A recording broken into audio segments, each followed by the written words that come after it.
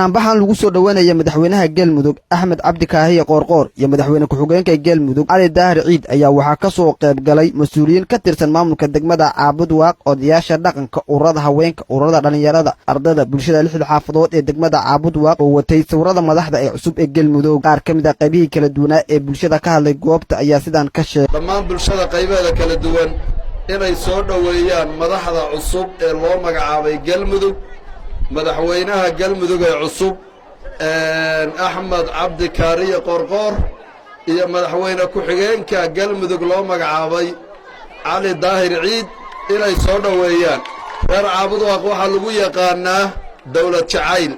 waxaan raalli ka nahay xukunka ay qabteen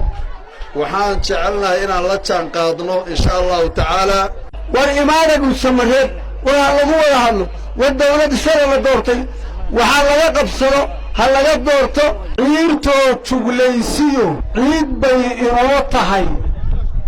iyo caano iyo wiil curashada Galmudug oo caynaanka uu hayo caaqilkeena Qoorqoor curad iyo curadka Ali Ciid madaxweynaha Qoorqoor iyo madaxweyne ku-xigeenka Ali Daahir Ciid kor allaha ka yeelo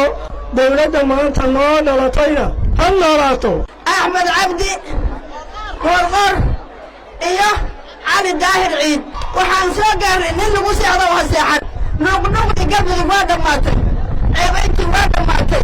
inta hadlaysana waxaan leenahay soo dhawaada annaguna waa wadnaa